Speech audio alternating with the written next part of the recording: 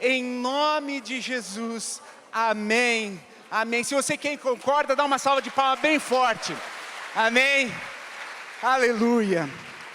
Muito obrigado por você se unir a mim nisso, tá bom? Aleluia. Agora que você sentou, eu queria que você pegasse a sua Bíblia. Pegue sua Bíblia, Atos 15. Atos 15.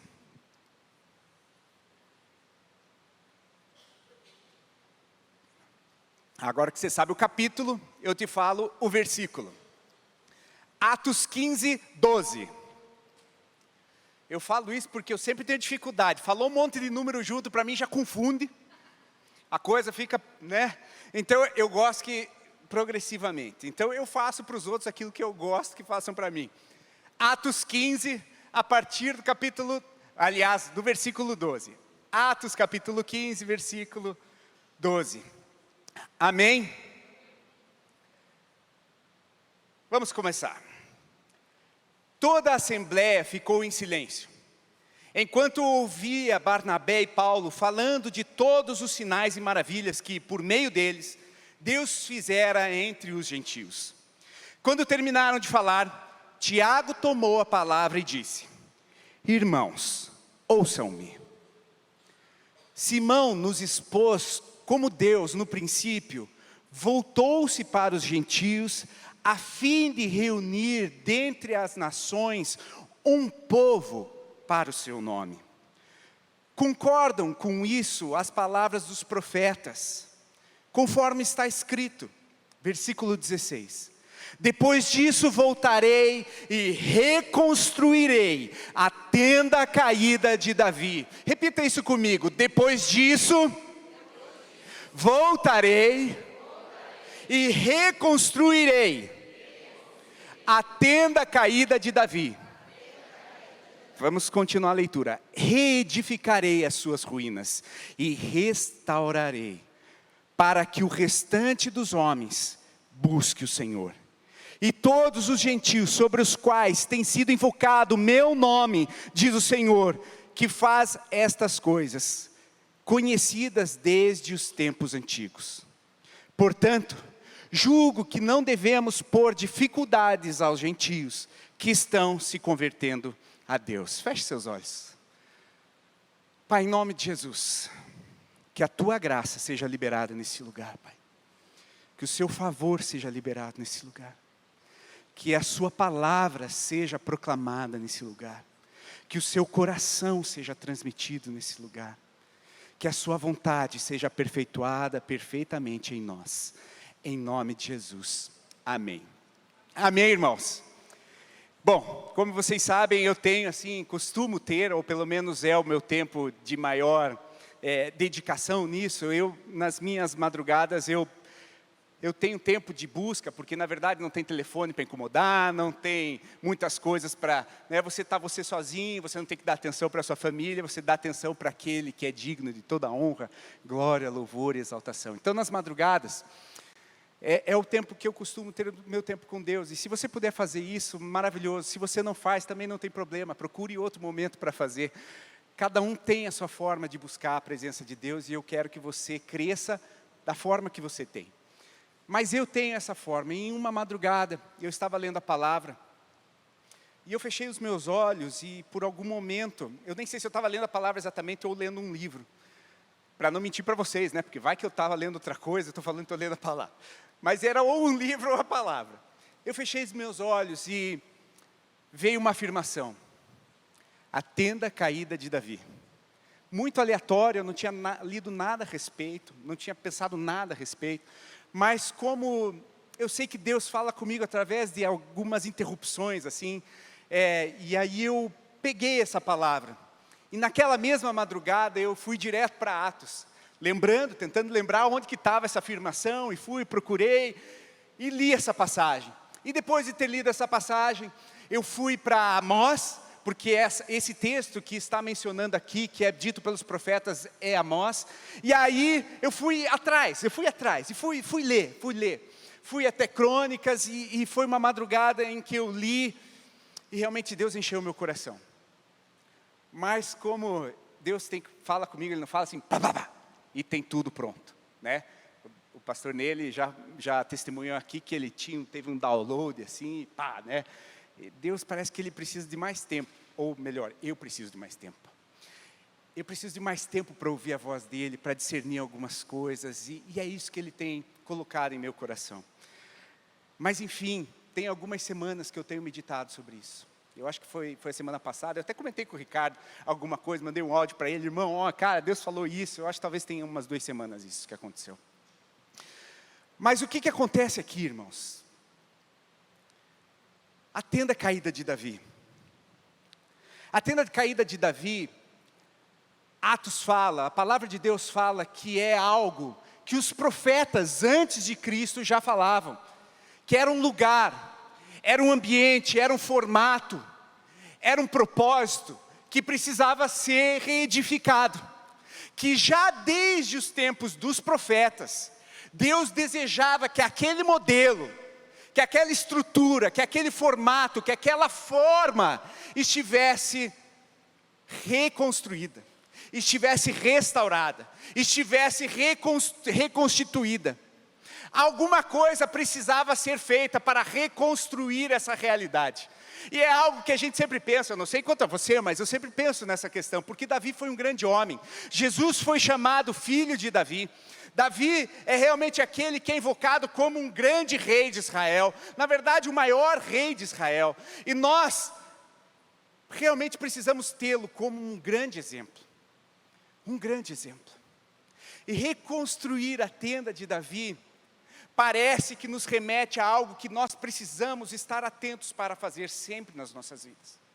Porque se lá em Atos, o Tiago, irmão do nosso Senhor Jesus Cristo, que era uma das colunas, talvez um dos líderes maiores ali na igreja primitiva, ele realmente, na condição que ele colocava, depois de ter ouvido o que Paulo e Barnabé haviam falado a respeito do que estava sendo feito, da proclamação das maravilhas, das grandes obras que Deus estava fazendo em meio aos gentios,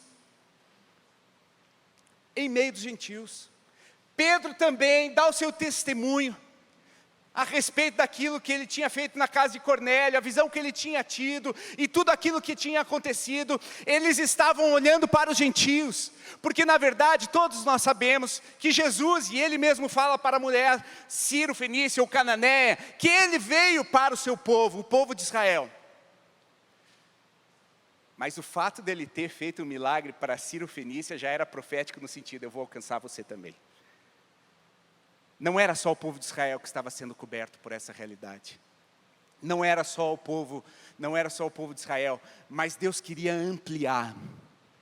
E nós estamos aqui falando sobre algo que está no coração de Deus. Que os profetas já diziam, a coluna da igreja primitiva ressaltou: depois disso voltarei e reconstruirei a tenda caída de Davi. Reedificarei as ruínas e a restaurarei, para que o restante dos homens busque o Senhor. A gente começa a perceber, na forma como Tiago usa esse argumento, que havia um fundamento, havia um porquê, havia uma razão, para que eles tomassem isso como fundamento para que algo pudesse acontecer. Reconstruirei a tenda caída de Davi. Essa é uma palavra que vem de Deus, repetida em Atos, pelos profetas, declarando: reconstruirei a tenda caída de Davi, e reedificarei as suas ruínas, e a restaurarei. Para quê? Às vezes a gente precisa se apegar nisso. Para que fazer isso? E para mim essa pergunta é sempre tão relevante. Ela chega a ser retórica para mim. Por quê? Sempre que alguém me pede alguma coisa, eu falo: para quê? Ela não é, Tati. Pastor Ney me pergunta alguma coisa e fala alguma coisa, para quê? Por quê? Eu preciso entender as coisas. Eu preciso entender os fundamentos. Eu preciso entender as razões. Eu preciso entender né, o porquê disso tudo. E esse texto nos fornece essa razão. Esse texto fala o porquê que a tenda caída de Davi precisa ser restaurada. O porquê a tenda, o formato da tenda de Davi precisa ser algo de valor para que nós usemos. A tenda de Davi, ela tem um valor. A tenda de Davi, ela mostra um quadro. A tenda de Davi mostra uma realidade que nós precisamos copiar. Para quê? Para quê? Está escrito aqui. Para que o restante dos homens busque o Senhor. Para que o restante dos homens busque o Senhor. Quem busca o Senhor? Amém? Mas o motivo de reconstruir a tenda caída de Davi é para que outros busquem o Senhor. Não está em nós, está através e apesar de nós. Então nós precisamos entender que existem muitas coisas nas nossas vidas que acontecem, que vai mexer conosco, mas é também para que os outros busquem e encontrem a Deus. Você não é o ponto final de todo o desejo do Senhor, você é o início. Todas as circunstâncias da sua vida não são o ponto final. Todas as dificuldades que você passa na sua vida não são um ponto final.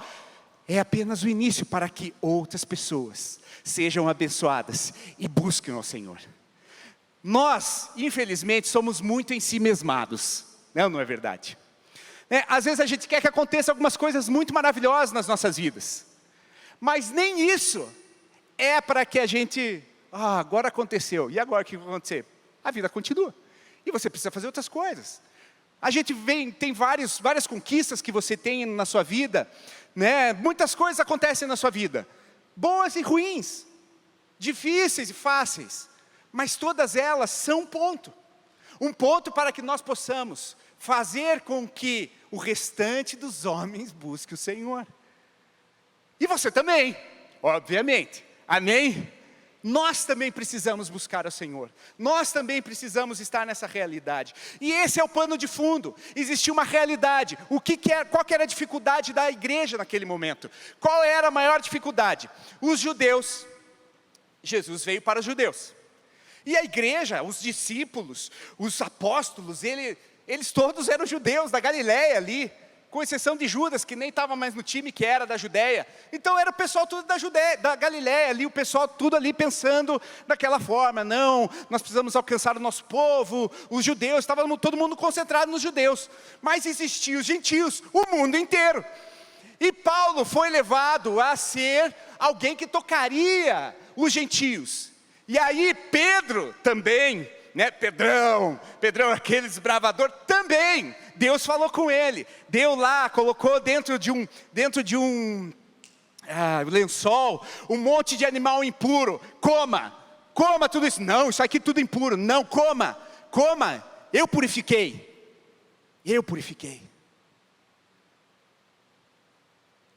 os gentios foram purificados por Jesus, e todo aquele que nele crê, jamais perecerá, porque Ele amou o mundo de tal maneira, que Deus Pai deu seu Filho, para morrer, por todo aquele que nele crê, para que não pereça, e tenha vida eterna. Então, na verdade havia ali um contexto, em que a igreja estava começando a definir, porque eles viviam uma realidade judaica, em que a circuncisão era física, mas Paulo vinha, não, olhe, os gentios não são obrigados a fazer circuncisão, porque na verdade não há necessidade disso, gente, né? Não tem sentido, isso aqui é uma realidade que Abraão, e em cima de Abraão todas as famílias serão abençoadas, mas não tinha nem acontecido ainda a circuncisão em todo o povo. Vamos pensar melhor nisso aí. E aí Tiago, depois de ver toda aquela movimentação, toda aquela situação, por quê? Porque era uma regra que existia, uma regra de aliança que precisava ser corporal. Mas Paulo, já inspirado pela nova aliança, o que ele falou? Não, a circuncisão é do coração. A circuncisão é do coração. Não adianta a gente ter um formato, mas não ter o nosso coração para Cristo. Não adianta ter uma pose de fiel e não ter o coração para Cristo. Não adianta falar o crentez e não ter um coração circuncidado. Não adianta a gente ter uma aparência de judeu se a gente não tem um coração do povo de Deus. Então o que acontece nesse contexto é isso. É bom que a gente entenda isso.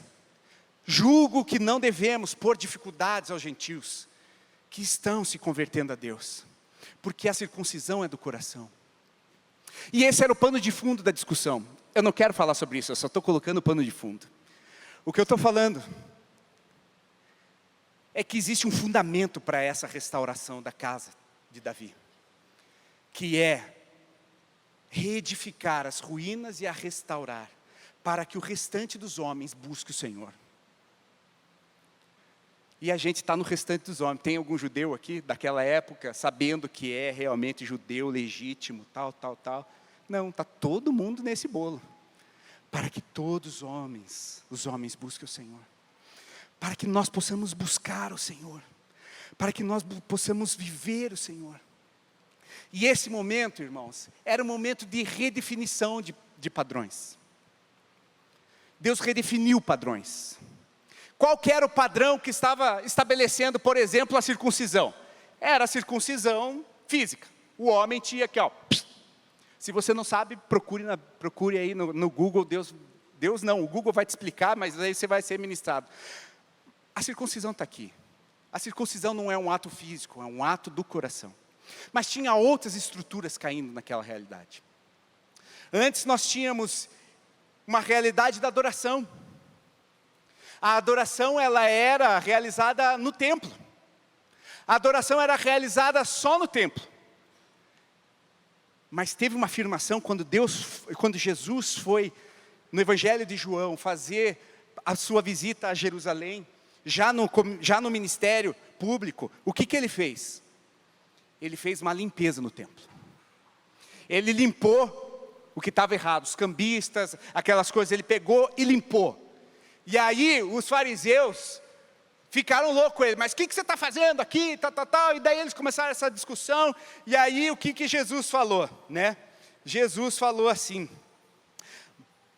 Jesus lhes respondeu, capítulo 2, versículo 19, Jesus lhe respondeu, destruam esse templo, e eu o levantarei em 3 dias. Destruam o templo, e eu levantarei em 3 dias. No mínimo enigmático para aquele momento. Hoje fica mais fácil da gente entender. Até porque João 2, versículo 21, fala assim, mas o templo do qual ele era, o templo do qual ele falava, era o seu corpo.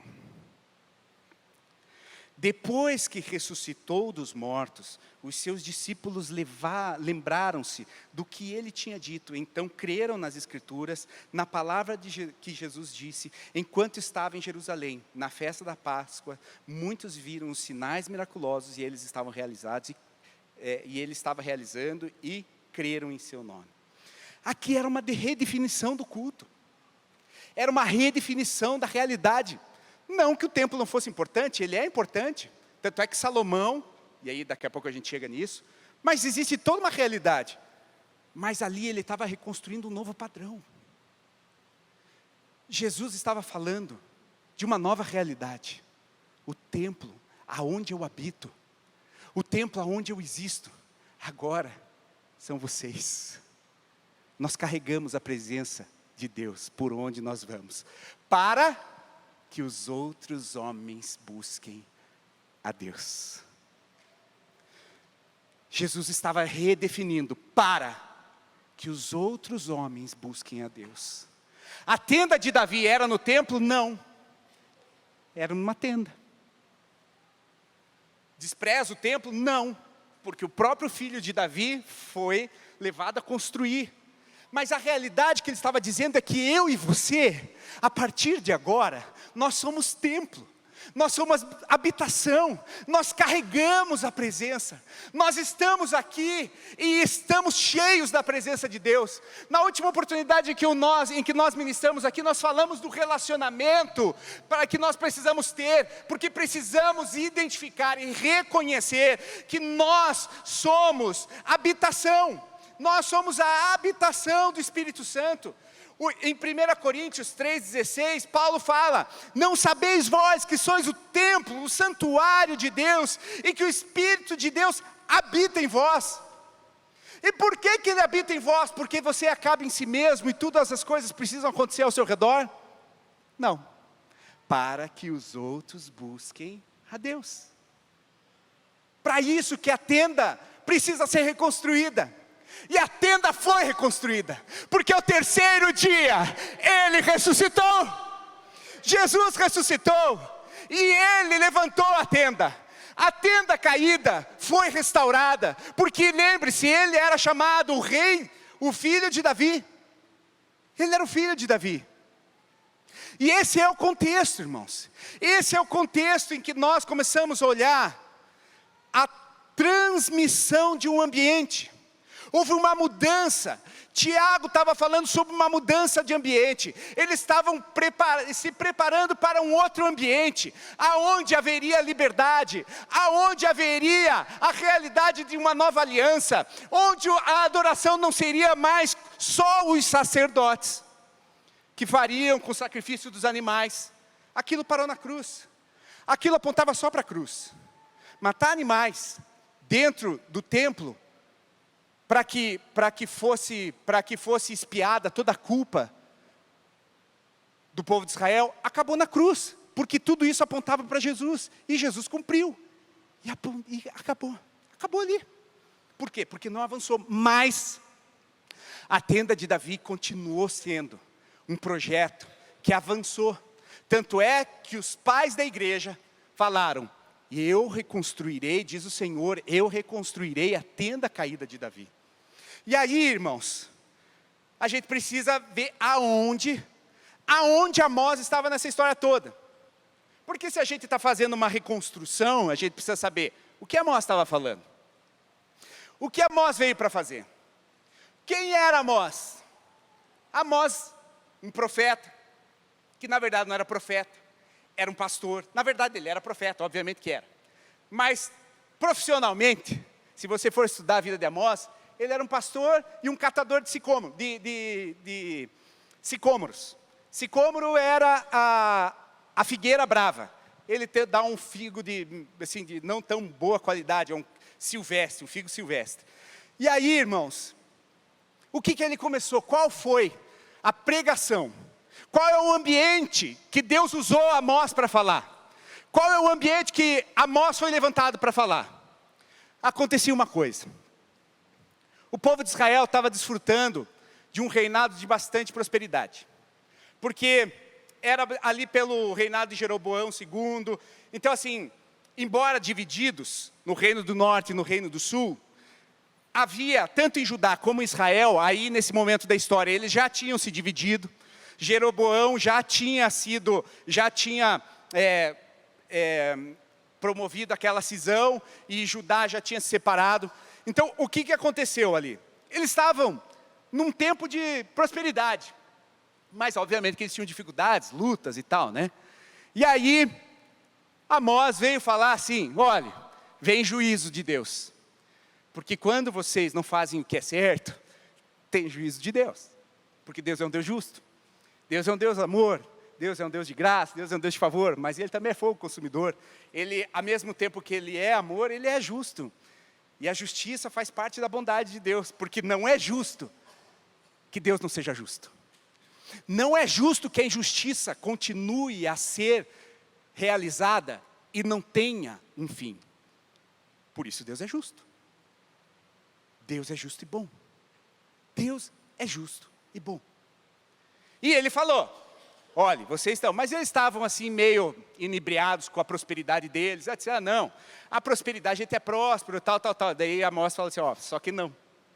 Vocês tomem cuidado, porque a justiça vem para vocês também. Porque na verdade Deus não é um Deus pequeno como vocês acham que Ele é. Ele é um Deus grande. E toda a humanidade foi Ele que formou.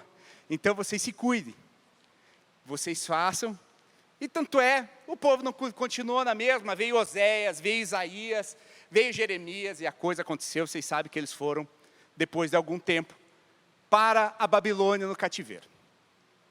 Estão gostando do retrospecto histórico? Eu amo isso, gente. Eu amo. Eu amo ler a Bíblia assim, entendendo o que é, o que aconteceu. Por isso que eu gosto de passar para vocês isso. Mas por que eu estou falando desse histórico? Por que eu estou falando desse histórico? Por quê? Porque Deus tinha um ambiente para esse lugar. Quando Ele falou a respeito de reconstruir a casa caída de Davi, Ele falou dentro de um ambiente que nós não podemos desprezar. Se Tiago falou daquele lugar, daquele ambiente, aquilo que precisava ser reconstruído, a partir da voz e da palavra profética de Amós, vamos ver o que ele está falando. Amós 9, de 11 a 15 fala, naquele dia, levantarei a tenda caída de Davi. Então ele está falando lá da época em que ele estava falando, profetizando para o povo de Israel. Isso antes do cativeiro, isso antes da reconstrução do templo, isso antes de acontecer todas essas coisas. Naquele dia, levantarei a tenda caída de Davi, consertarei o que estiver quebrado, e restaurarei as suas ruínas. E eu reerguerei, para que seja como no passado. Versículo 12, e aqui eu acho que é aquilo que a gente precisa entender. Para que o meu povo conquiste o remanescente, para que o meu povo, amém? Meu povo, você é povo de Deus? Para que o meu povo, naquela época só Israel, mas agora como a gente já está enxertado na videira, a gente é povo dele também, amém? Você é meu do Senhor, não meu. Você é meu povo. E olha o que ele fala. Para que o meu povo conquiste o remanescente de Edom. E todas as nações que me pertencem. Declara o Senhor que realizará essas coisas. Ou seja, Ele está quebrando com a nossa cabecinha partidária, local, bairrista, de que só nós somos bons. De que só nós precisamos cuidar dos nossos interesses próprios. Na verdade, não. Quando a gente é alcançado pelo amor de Deus, tem uma razão, um para quê. Aquilo que o Tiago falou, você não é um ponto final, você é um ponto de partida. O pastor Calito fala isso, né? Que a igreja não pode ser um ponto final. O domingo não é um ponto final. Segunda é o ponto de partida. E nós precisamos entender que nós somos isso. O que Deus está falando por meio do profeta no último capítulo de Amós. Para que o meu povo conquiste o remanescente de Edom. Edom, vai lá, pesquisa. Não precisa pesquisar.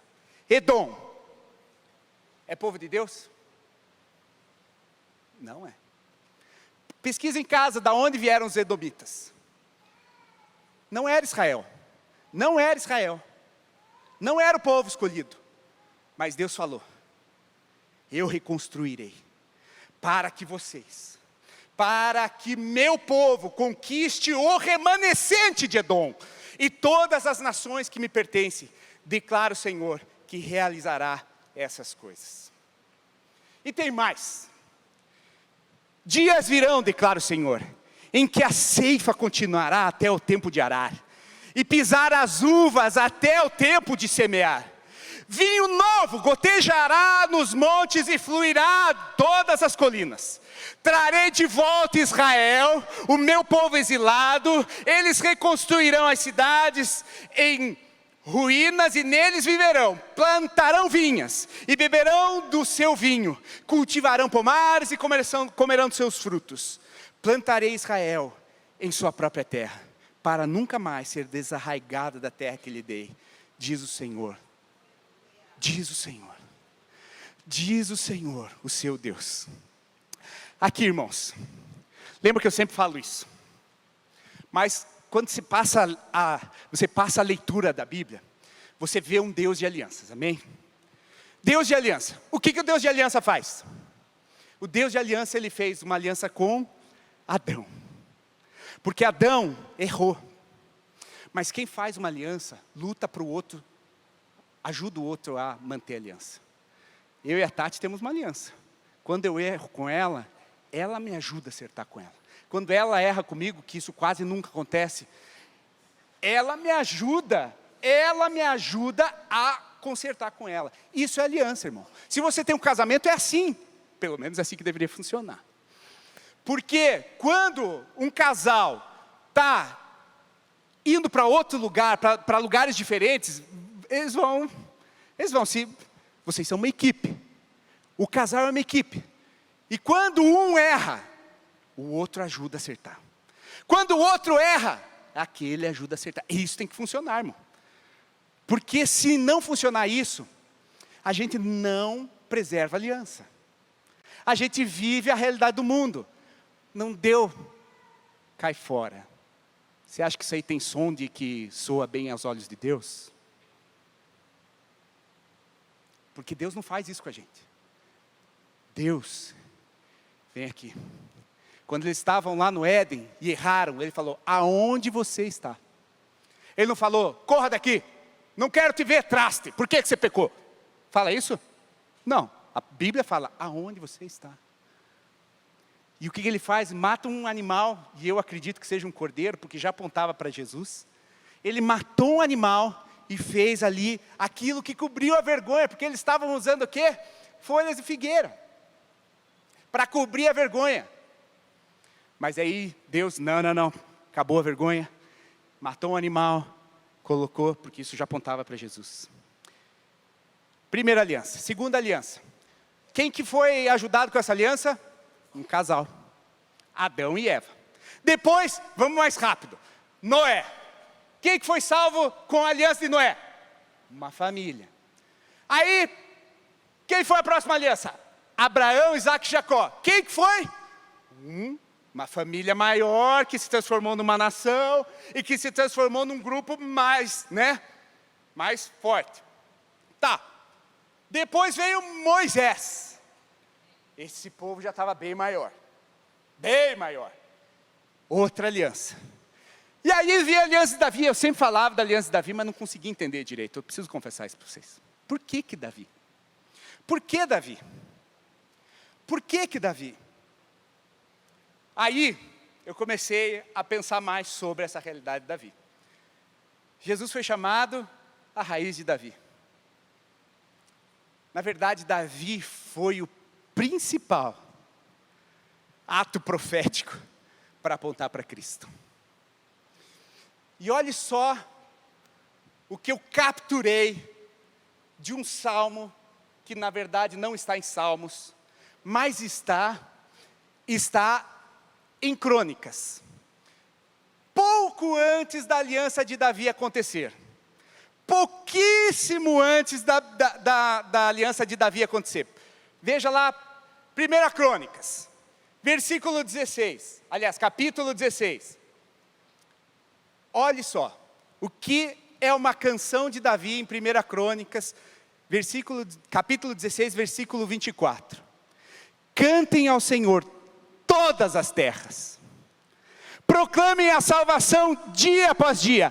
Anuncie a sua glória entre as nações. Seus feitos maravilhosos entre todos os povos. Essa foi a canção que Davi cantou antes de acontecer o momento da aliança com Deus. Olha o que Davi tinha no seu coração. Cantem ao Senhor todas as nações, proclamem a sua salvação dia após dia, anunciem a sua glória entre as nações, seus feitos maravilhosos em todos os povos. Tá, recapitulando. Adão, um casamento. Noé, uma família. Abraão, Isaac e Jacó, uma família maior, um povo, uma nação. Moisés, um povo maior ainda. Davi, todas as nações. Todas as nações. Todas as nações. Quando eu vejo isso aí, os meus preconceitos precisam cair, irmão. Porque eu preciso olhar para a pessoa ali, Deus ama aquela pessoa. Por mais difícil que ela esteja vivendo, eu preciso amar aquela pessoa. Porque Deus ama aquela pessoa. Porque Deus amou o mundo de tal maneira que deu seu Filho unigênito para que todo aquele que nele crê não pereça. Aí você pensa assim, mas é tão difícil amar aquela pessoa que me fez isso. Pois é, mas Deus ama. Eu sei que é difícil. Compartilhe da sua dificuldade de amar pessoas que às vezes eu acho que não são merecedoras. Mas sou eu, Deus? Não. É você? Também não. Deus é misericordioso numa medida que nós jamais seremos. Mas Ele é. E essa aliança, sempre as alianças são ampliando. E aí Deus faz aliança. No capítulo 16, 17, ali tem a aliança de Deus com Davi. Mas eu queria que nós pudéssemos pegar o coração de Davi. Porque ele era um homem segundo o coração de Deus. E reconstruir a tenda com ele. Eu quero que você vá a 1 Crônicas 16. E vamos ler do capítulo, aliás, do versículo 1. Bom, primeira coisa, enquanto vocês abrem, 1 Crônicas 16. Vocês sabem que Davi, ele amava a presença de Deus, amém? Ele escreveu dos salmos que a gente tem, aproximadamente 74. Uma boa escrita, né? Uma boa escrita. Você acha que ele tinha um coração alinhado? Se você pega os salmos messiânicos, a maioria é escrito por Davi. Por quê? Porque ele tinha o coração de Deus. Ele tinha um coração que pulsava o coração dele. E aí o que ele fez? Ele foi buscar na maior boa vontade, lá, a arca da aliança, numa carroça com bois. Deu certo? Não deu. Por mais que a gente tenha muito boa vontade, se a gente não fizer da forma certa, morreu o cara lá. Então assim, tem dois lados. Primeiro, a gente tem que fazer da forma certa. Mas tem outro lado. Se a gente errar, a gente tem jeito de acertar. Porque Deus é o Deus de segunda chance. Amém? E aí ele pegou, consultou a Deus. E agora, Deus, o que eu faço? Pega, tá? Ele foi ver lá na palavra. E a palavra falava que tinha que ser no ombro dos sacerdotes. De um determinado grupo de sacerdotes. E ele pegou e carregou aquilo lá, tal. E aí o que aconteceu? Eles trouxeram a arca para Jerusalém. Depois de ter ficado uma estação na casa de Obed-edom, né? Se você ler a Bíblia, você vai lembrar disso. E aí, não, agora vamos do jeito certo, vamos fazer do jeito certo. E levaram então do jeito certo para Jerusalém. E quando chegaram, eles colocaram na tenda. E aí quando eles colocaram na tenda, olha o que aconteceu. Eles trouxeram a arca de Deus e a colocaram na tenda que Davi lhe havia preparado. E ofereceram holocaustos e sacrifícios de comunhão diante de Deus. Após oferecerem os holocaustos e sacrifícios de comunhão, Davi abençoou o povo em nome do Senhor. E deu um pão, tinha comida no meio, né? Olha lá. Um bolo de tâmaras, docinho, quem gosta de tâmaras, eu amo, gente. E um bolo de uvas passas, e cada homem e a cada mulher israelita. Davi nomeou alguns dos levitas para ministrarem diante da arca do Senhor, fazendo petições, dando graças, louvando ao Senhor, o Deus de Israel. Desses, Asaf era o chefe, Zacarias vinha em seguida, e depois Jeiel, Semiramote, Jeiel. Essa parte é boa, a pastora Márcia, ela lê tão bonito esses nomes aqui, mas ela está viajando. Matitias, Eliabe, Benaia, Obed-edom e Jeiel. Eles deviam tocar lira e harpa, enquanto Asaf tocava símbolos. Os sacerdotes Benaia e Jaziel deviam tocar diariamente as trombetas diante da arca da aliança de Deus. Foi naquele dia que, pela palavra de Davi, encarregou Asaf e seus parentes de louvar ao Senhor com salmos de gratidão. E aí eles começaram o salmo que Davi entregou para eles, para que eles pudessem fazer. Deem graças ao Senhor, versículo 8, se você está acompanhando. Versículo 8 do capítulo 16. Deem graças ao Senhor, clamem pelo seu nome, divulguem entre as nações o que Ele tem feito. divulgue entre as nações o que Ele tem feito. Cantem para Ele, louvem-no, cantem todos os seus atos maravilhosos. Ou seja, vamos capturar aqui uma essência do coração dele. Ele era um adorador, ele louvava o Senhor. Ele sabia quem era o Deus dele, ele sabia quem era o Deus poderoso dele. Ele louvava. Capturou isso? Anota. Louva. Quem tem um coração como Davi, um coração que Deus se agrada, louva, exalta, glorifica Ele. Mas continua. O versículo 10 fala: gloriem-se no seu santo nome, alegrem-se os corações dos que o buscam o Senhor. Gloriem-se no seu santo nome. Aqui é bom, porque aqui fala de alguma coisa que a gente precisa saber de quem é a glória. Minha é a glória, eu consegui fazer isso, eu consegui fazer aquilo, eu consegui fazer aquilo outro, né? Porque tudo que eu faço é muito bom, eu sou bom. Claro, você é bom porque você tem parte de Deus dentro de você. Mas a glória não é nossa. A glória é de Deus. E Davi era um cara humilde. Gloriem-se no Senhor. Gente, Deus nos abençoou com muitos dons e nós fazemos coisas maravilhosas. Mas é Ele. A glória é dEle. É Ele que faz. Não sou eu. Não sou eu. Se eu tiver um coração como o dele e fizer as coisas que Ele pede para fazer, as coisas vão acontecer. Mas a glória é dEle.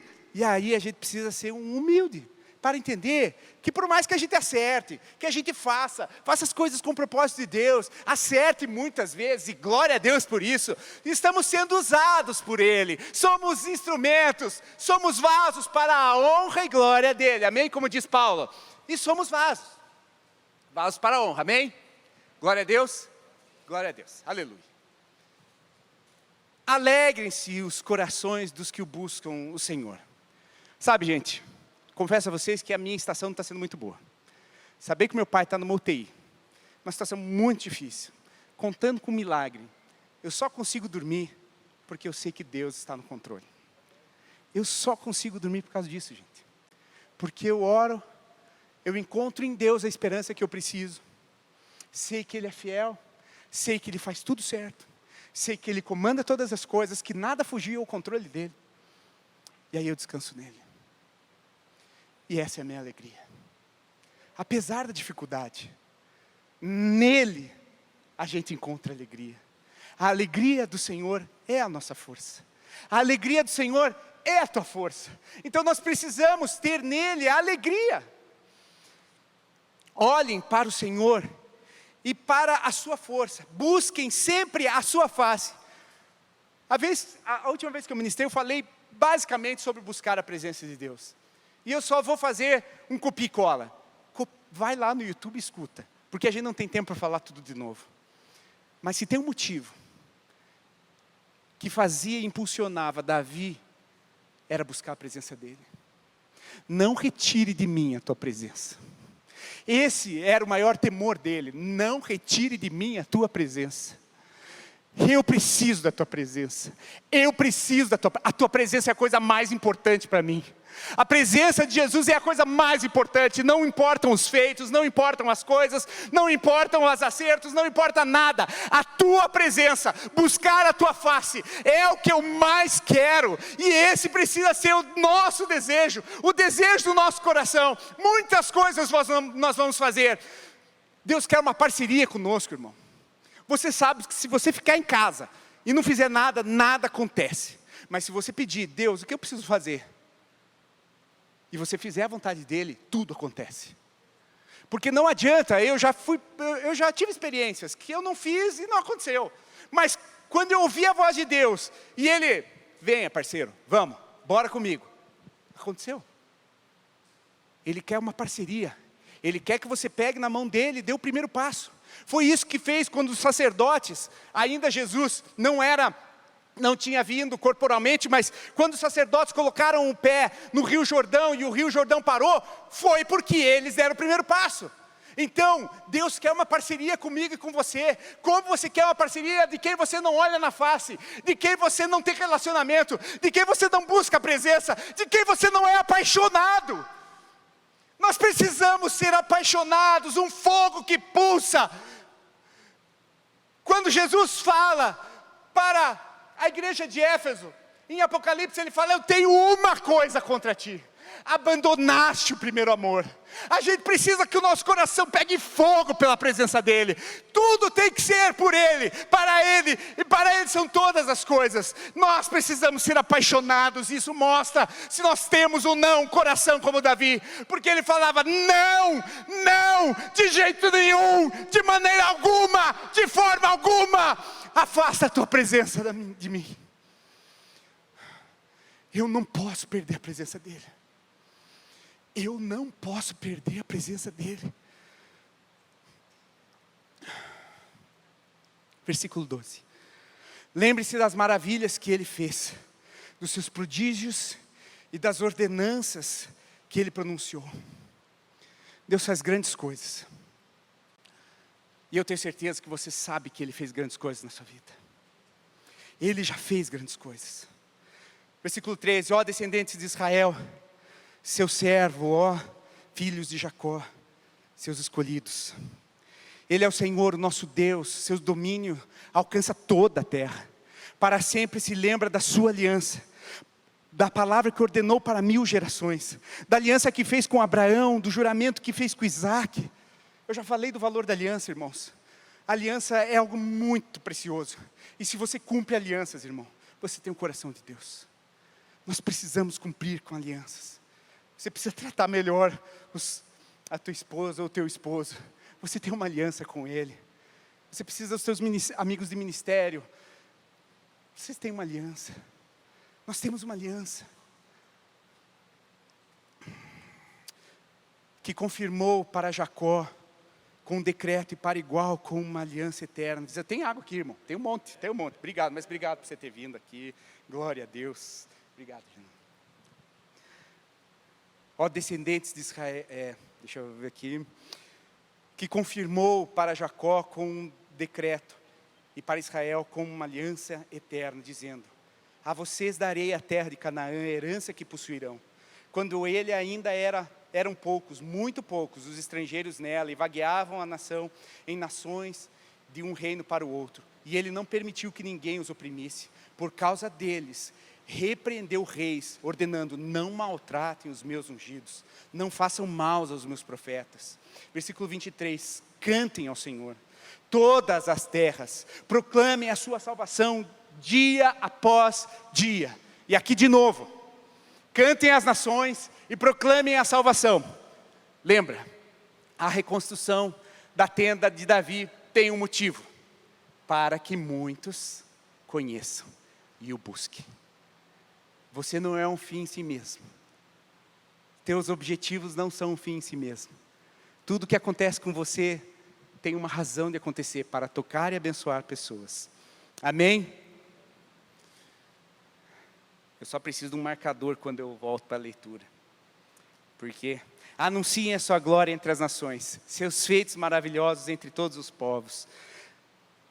Pois o Senhor é grande e muitíssimo digno de louvor. Ele deve ser mais temido que todos os deuses, pois todos os deuses das nações não passam de ídolos, mas o Senhor fez os céus.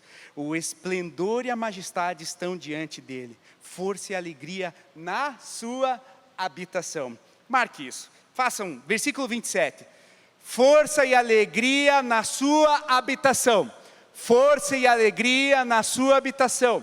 Força e alegria na sua habitação. Deu para entender? Quem que é a habitação do Espírito Santo? Nós. Força e alegria na sua habitação. Na sua habitação. Força e alegria na sua habitação.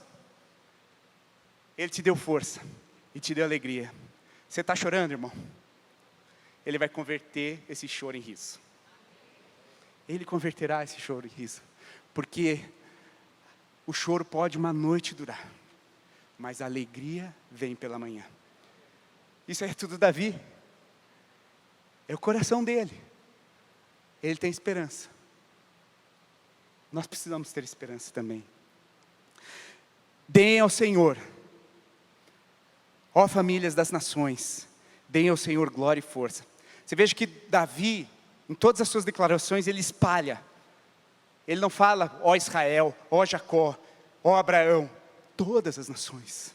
Todas as nações. Deem ao Senhor a glória devida ao seu nome.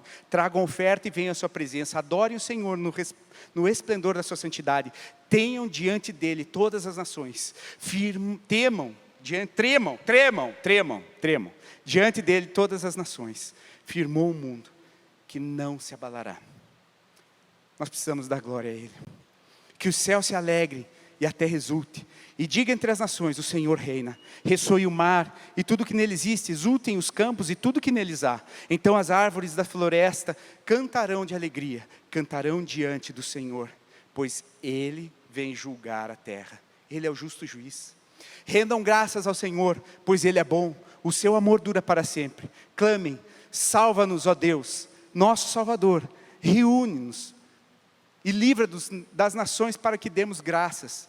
Reúne-nos e livra-nos das nações para que demos graça ao teu santo nome e faça do teu louvor a nossa glória.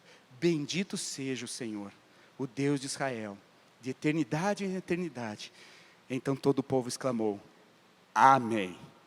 O louvado seja o Senhor. Vamos falar isso aí? Amém. Louvado seja o Senhor. Vamos falar de novo? Amém. Louvado seja o... Amém. Se vocês quiserem subir, já. Que agora a gente vai para o final da ministração. Que ano nós estamos? Frutificação. Eu acho que é importantíssimo a gente relembrar isso. Nesse final de ano. Porque multiplicar, eu tenho certeza que esse é um momento profético e multiplicar-se-ão as pessoas aqui, amém? Multiplicar-se-ão as pessoas daqui, porque nós seremos usados para uma reconstrução. Nós somos usados, você é usado, eu sou usado. Todos nós aqui, para que outros busquem e conheçam ao Senhor. E é assim que frutifica. Como assim é assim que frutifica? Pega lá João 15. A sua videira, vós, os ramos. Quem permanece em mim e eu nele, e eu nele, esse dá muito fruto. Porque sem mim nada podeis fazer. Repete isso. Sem mim nada podeis fazer. Se alguém não permanecer em mim, será lançado fora, semelhante ao ramo secará. E o apanho lança ao fogo e queimará. Se permanecerdes em mim, fala assim, se eu permanecer em ti, Senhor. E as minhas palavras permanecerem, aliás, as palavras dele permanecerem em mim. É que eu tentei ser assim, não era isso. Se as palavras dele permanecerem em mim. Se as palavras dele permanecerem em mim. Pedirei o que quiserdes. E vos será feito. Nisto é glorificado meu Pai, em que deis muito fruto. E assim vos tornarei meus discípulos. Como o Pai me amou, também eu vos amei. E permanecei no meu amor. Se guardardes os meus mandamentos, permanecereis no meu amor. Assim como também eu tenho guardado os mandamentos do meu Pai, e no seu amor permaneço. Tenho dito essas coisas para que o meu gozo esteja em vós, e o vosso gozo esteja completo. Você quer um lugar de gozo completo, irmão? Você quer um lugar cheio de realizações? Permanece na videira. E se você permanecer na videira, vai dar fruto. Você vê as árvores fazendo assim. Para dar o fruto? Ou o fruto vem porque é da natureza da árvore. É da natureza. Só que a gente precisa estar conectado. É só estar conectado.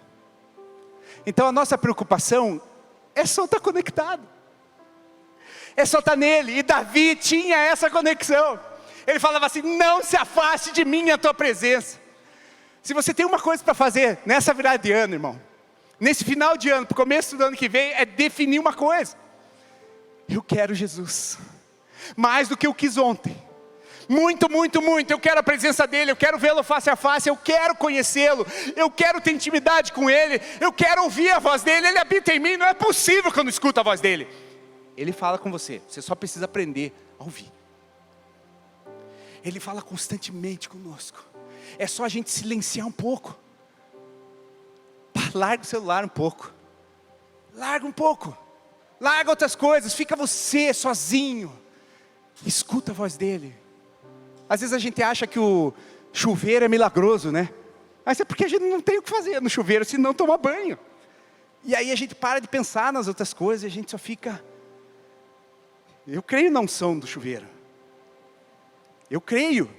Porque eu sei que naquele lugar, o celular não me atrapalha. Pessoas, não estou falando com ninguém no celular, não estou vendo nada no YouTube, não tem nada. Eu só estou eu e ele. E ele me lavando. Talvez só não fique muito tempo no chuveiro, que isso pode trazer consequências. Conta de água e luz pode subir. Arranje um outro jeito de ficar sozinho com ele. Arranje um outro jeito. Arranje uma manhã bem gostosa, fresca. Arranje uma madrugada. Arranje uma tarde que você não precisa fazer nada. Mas escute a voz dele. Você vai ouvir a voz dele. E a alegria, o amor, a paz, a mansidão dele vão entrar em você. Na verdade já estão aí, você só precisa descobrir isso.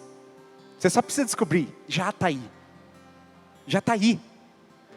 Eu só estou ajudando você a tirar para fora. Você já ouve Deus. Você só precisa parar de escutar as outras vozes. Você já ouve Deus. Pare de escutar as outras vozes. Você já ouve Deus porque Ele habita dentro de você. Você só precisa parar de ouvir as outras vozes, as distrações. E Ele já habita em você. E eu estou te ajudando a sair para fora. Esse Davi que está aí. Esse Davi. Davi está aí. O coração que adora a Deus. Feche seus olhos. Como um adorador, adore a Ele. Como um adorador, adore. Somente adore a Ele. Foque nos olhos dEle. Foque nos olhos dEle. Adore a Ele. Só Ele nesse lugar. Não tem mais ninguém, só Ele.